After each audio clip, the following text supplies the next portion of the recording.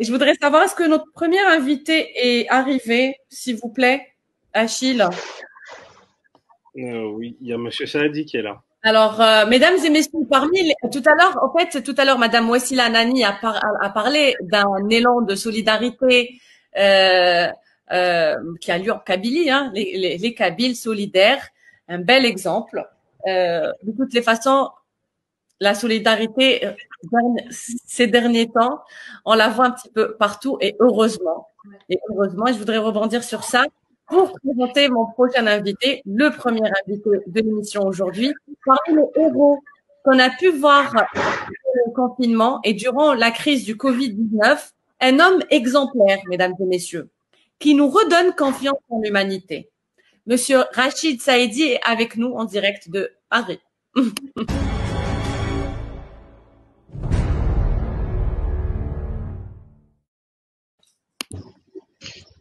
Bonjour, monsieur Saïdi. Bonjour à tous, salam alaikum. Salam, comment allez-vous? Ça va, alhamdoulilah, ça va bien. Ça va très très bien. Je vous remercie d'avoir accepté mon invitation. Avec un plaisir. Merci beaucoup. Alors, monsieur Rachid Saïdi, vous êtes directeur d'exploitation du groupe Hôtel Monsieur à Paris.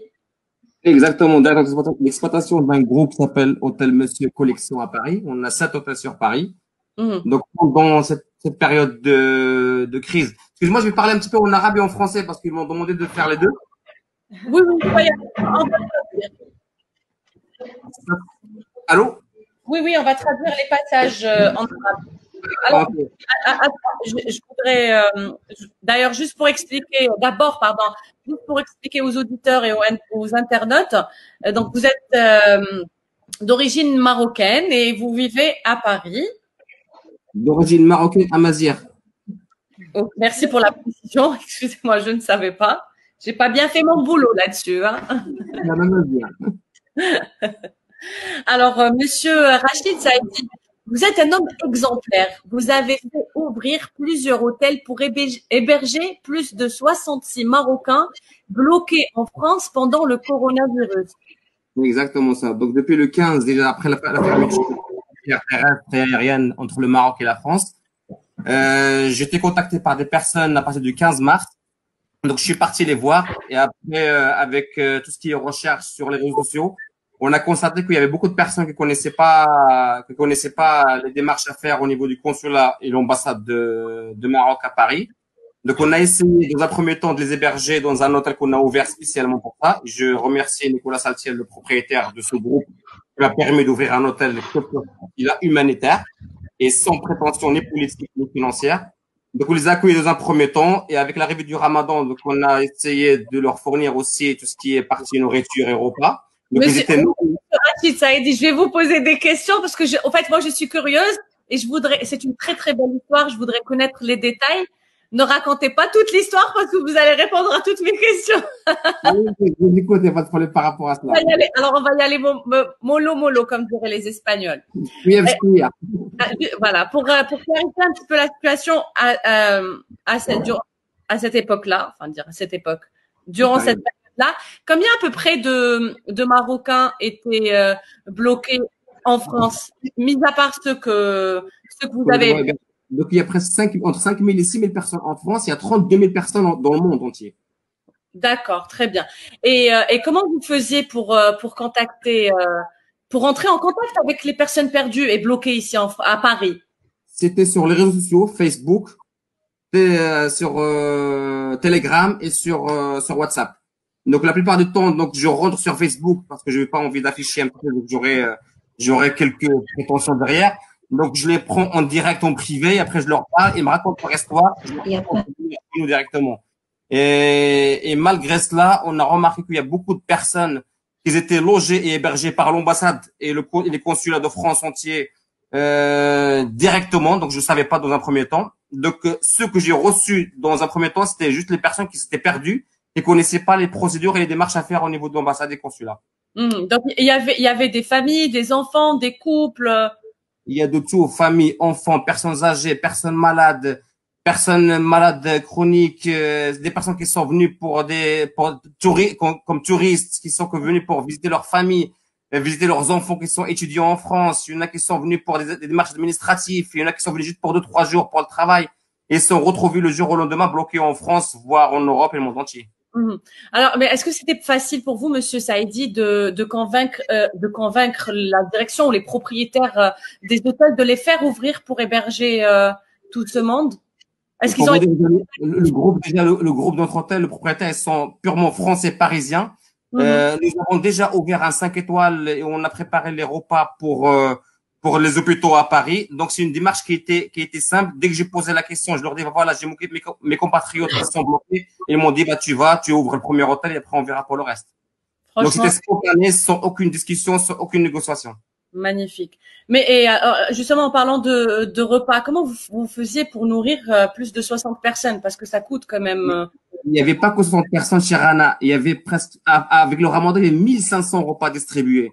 Donc, on a déjà fourni le repas pour les personnes qui étaient dans notre hôtel dans un premier temps. Et après, on s'est rendu compte qu'il y a d'autres personnes qui étaient dans d'autres hôtels, pris en charge par l'ambassade où ils se plaignaient un petit peu de la nourriture, mais c'est pas se plaindre, mais chercher plus le côté oriental pendant le mois de Ramadan. Donc, s'il y avait des femmes marocaines, ils voulaient profiter parce qu'on sait que les femmes marocaines cuisinent très très bien. Ben elles voulaient leur harira, leur shbakia, leur mokrat. J'ai appris qu'il y a eu même un élan de solidarité entre les personnes bloquées. C'est-à-dire pendant le mois de Ramadan, les femmes qui étaient bloquées, qui étaient hébergées par vous et je remercie pour les autres. C'est-à-dire ils ont commencé à s'entraider. Et ça c'est un élan de solidarité qui est incroyable. J'ai jamais vu ça de ma vie. Moi aussi, je suis un petit peu surpris par rapport à cela. Et je remarque que pendant les crises qu'on reconnaît un petit peu les bonnes personnes. Et j'ai rencontré des personnes qui sont extraordinaires. Pour vous dire, je me suis pas déjà localisé sur que la partie parisienne. Il y avait aussi la partie à Lyon, à Marseille, Rachid Baraka, à Lyon avec Karim Hamdouni, avec sa mère qui nous a encouragé pendant tout ce temps-là. Madame Bakal, il y a Sarah aussi. Il y a la mosquée de Baligno qui nous a aidé en personne de Karim, et c'est un Algérien. Pour vous dire, Karim, le nom de famille, je l'ai oublié, mais je vais le chercher. On voit les photos des personnes qui vous ont aidé, de vos amis ou. Adil Radawi, Karim Amoudi de Lyon, Cher Taourirt, avec sa maman qui nous a beaucoup aidé. Il y avait aussi, j'oublie pas, notre fameuse Nadia de Belle-Île de Grenoble. Lui, c'est Rachid Baraka de Marseille. Je les remercie tous. Il y a Sarah Blues aussi. Des anges gardiens. Vous êtes tous des anges gardiens. Franchement, vous nous redonnez espoir en l'humanité. Là, c'est une belle leçon de vie. Franchement, c'est magnifique. Franchement, c'était spontané. Dans ce problème de Covid, ça a créé un lien amical incroyable. Pardon? Non, allez, vous poursuivez, s'il vous plaît. Ce côté de crise de Covid avec le blocage de nos compatriotes marocains, algériens, tunisiens qui s'étaient bloqués sur le territoire français. Franchement, on a remarqué un élan incroyable. Franchement, ma vie.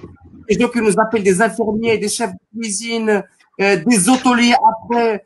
Il y avait un hôtel algérien, d'un Algérien qui est dans le 17e arrondissement qui m'a proposé de l'aide si j'avais pas la capacité pour fournir l'hébergement pour nos compatriotes. Pardon, excusez-moi. Vous demandez juste à la personne, peut-être, est-ce que c'est Madame Anani, bloque ton micro. Il y a un retour, on n'entend pas l'invité. S'il vous plaît. Parce qu'il y a un son, il y a un problème de son. Vous pouvez poursuivre, Monsieur Saïdi, s'il vous plaît? Donc, il m'a dit comme qu'il y avait un élan qui était incroyable, une solidarité incroyable. Je remercie pour ça l'ambassade du Maroc et les consulats de tout le territoire français. Alors, justement, Monsieur Saïdi, je voudrais savoir, est-ce que vous avez, par rapport au consulat et à l'ambassade du Maroc ici, est-ce qu'ils ont collaboré avec vous? Est-ce que vous avez bénéficié d'une aide, d'un soutien? Pour vous dire, il y avait un soutien psychologique déjà, il y avait de l'aide à chaque fois. On a leur contact directement, on les appelle à toute heure, 24/24. Je parle du consul de Colombe qui est extraordinaire, une femme géniale, le consul de Pontoise, le consul de Toulouse, le consul de Rennes, le consul aussi de Villemomble. Mais c'est vous qui les aviez contacté tous ces consuls-là, ou comment ils ont su, au fait? Bah, ils ont su, je crois que je suis passé, Pris toute cette envergure. Est-ce que vous avez créé un groupe sur Facebook? un groupe sur WhatsApp D'accord. qui ressemble, il y a beaucoup de, un groupe qui s'appelle Entraide. On leur a même créé un groupe qui s'appelle Nachat pour diversifier un petit peu, pour leur sortir un petit peu de leur problématique, pour oublier un petit peu ce problème-là. Et on a eu ce contact avec l'ambassadeur adjoint qui est extraordinaire, avec toutes les équipes, l'équipe de l'ambassade. Il y avait des choses qui étaient positives et des choses qui sont négatives. Vous voyez, dans chaque crise, il y a certaines personnes qui profitent un petit peu du système. Et ça, c'est dommage. Et ça, juste une petite partie, 2-3% de la partie négative que j'ai remarqué. Des gens qui étaient logés dans des hôtels, qui se plaignaient alors qu'ils avaient les moyens pour aller se loger ailleurs. Et il y avait un petit problème aussi au niveau de communication. Il y avait, par exemple, un consulat qui a fourni beaucoup plus d'avantages d'autres consulats.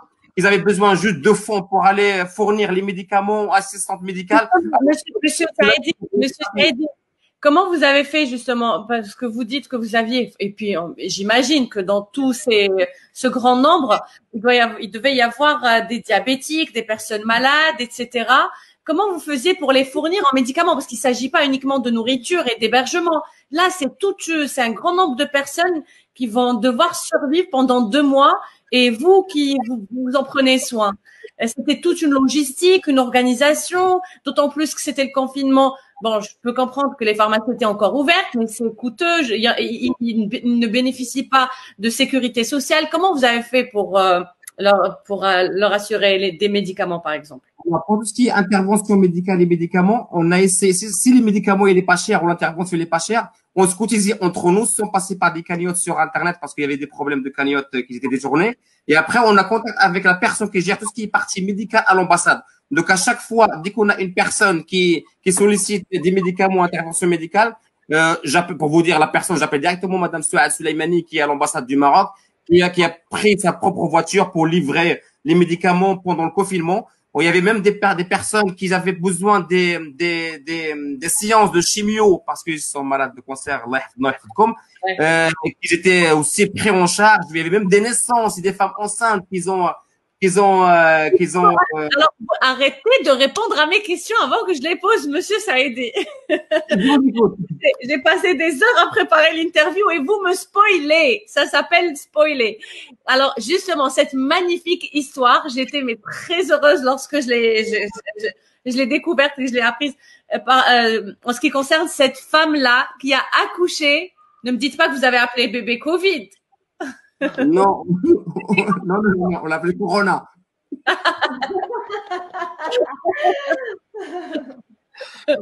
Racontez-moi cette histoire, s'il vous plaît. Racontez-moi.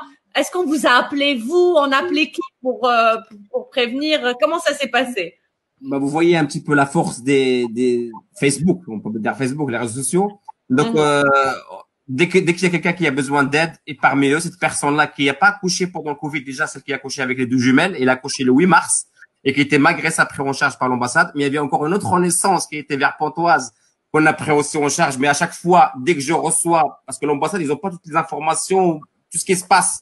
Nous, on a cette information-là et à chaque fois, on contacte l'ambassade ou le consulat concerné qui prend en charge directement la personne. Donc, il y avait 3 naissances en France, dont une avec des jumelles et une au Maroc avec une personne résidant ici en France à Perpignan qui a accouché aussi au Maroc, qu'on a pris en charge. Et franchement, c'est une très bonne nouvelle. Je crois que vous allez toute votre vie vous souvenir de ce Ramadan, de ce confinement, tellement il était le meilleur Ramadan que j'ai passé de ma vie. Vous savez quoi? Maintenant, juste de vous entendre parler, nous raconter tout ça, on aurait aimé pouvoir participer. Si on avait su, franchement, on aurait bien. Il est pas trop tard. Et pour vous dire, cet élan-là, parce qu'on a rencontré des personnes qui sont extraordinaires pendant ce Covid-là. Et ce groupe-là, on est presque une dizaine. On est en train de créer un petit collectif pour fédérer un petit peu plus de personnes, pour aider les nécessiteux. Il y a beaucoup de personnes qui sont sans papier. Pour vous dire, pendant la livraison de nourriture, on est même parti à Porte-la-Chapelle, ici à Paris, où on a remarqué des personnes qui sont encore beaucoup plus dans la misère que les personnes qui sont bloquées. Donc, on a parfois cette misère psychologique, misère financière, cette misère, les sans-papiers, les malades, les gitans, on est des citoyens du monde. Et j'ai remarqué, parfois la misère, on l'a devant nous. Et Et ce Covid-là, il nous a réveillés pour nous dire, voilà, maintenant, il faut rester sur cet élan-là et garder cette énergie pour aider encore les autres. Monsieur Rachid Saïdi, vous l'avez bien dit, le Covid, il nous a fait ouvrir les yeux sur beaucoup de choses, notamment sur le fait que des simples citoyens peuvent faire changer les choses, peuvent faire bouger les choses encore plus que le gouvernement. Il suffit d'avoir de la volonté, comme vous l'avez eu, Monsieur Saïdi. Est-ce que, d'après vous, ça veut dire que si le gouvernement ne fait pas ça, n'arrive pas à faire ce que, par exemple, vous avez pu faire avec l'aide évidemment des autres personnes, est-ce que ça veut dire que le gouvernement manque de volonté ou n'a pas assez de volonté?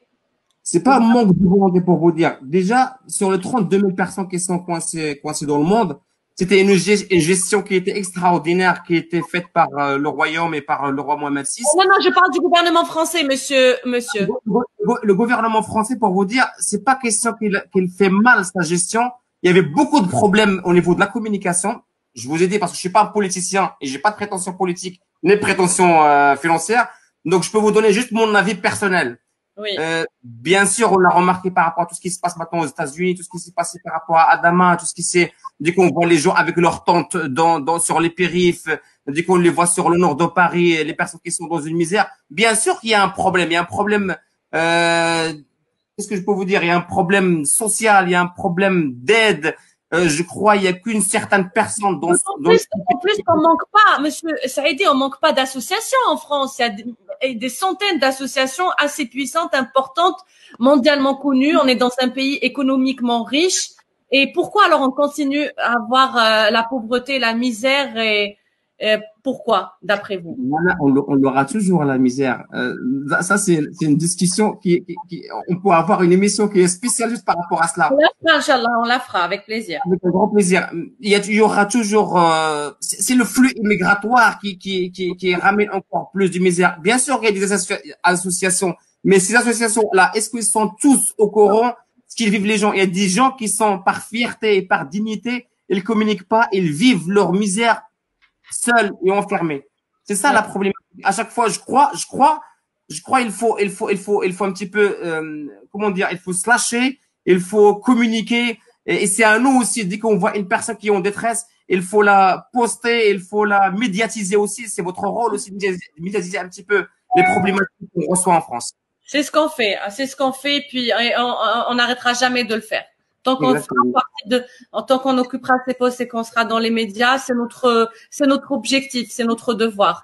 Et puis même les auditeurs et les internautes qui nous suivent, si vous pouvez aider, ne serait-ce que avec une baguette, une simple personne qui est dans le besoin, à votre échelle, chaque personne à son échelle, on pourra faire des grands changements. Et puis voilà, suivant vraiment l'exemple de Monsieur Rachid Saïdi. Bravo à vous, Monsieur Rachid Saïdi. Monsieur Rachid, est-ce que vous avez hébergé uniquement des Marocains ou il y avait quand même d'autres nationalités? Non, il y a des Marocains, il y avait des Franco-Marocains. Pour vous dire la vérité, j'ai reçu un Algérien et deux Tunisiens. D'accord. Ah, comme ça, on est tranquille. Comme ça, vous êtes la bienvenue sur France Maghreb. Vous avez. Je suis un citoyen du monde, je suis un Marocain, je suis un Amazigh. Et je suis juif, chrétien, musulman. Au contraire, non, c'est humanitaire, c'est mondial. Il faut pas faire dans une misère. La misère, elle est mondiale. Il faut pas faire de séparation. Exactement, absolument. Franchement, bravo à vous. Je sais que le Maghreb. Comment? Et vive le Maghreb. Vive le Maghreb, bien sûr, vive le Maghreb.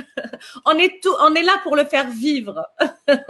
C'est à nous aussi d'être solidaires par rapport à cela pour que nos frères dans le Maghreb, Libye, Tunisie, Algérie, Maroc, Mauritanie, il faut qu'on fasse aussi, nous aussi, le gouvernement, ils n'arrivent pas à s'entendre. Il faut que nous aussi, on soit solidaires pour que ça soit un petit peu ouvert, qu'on s'aide entre nous parce qu'on a des potentiels qui est magnifiques, qu'on peut dépasser les plus grandes puissances mondiales.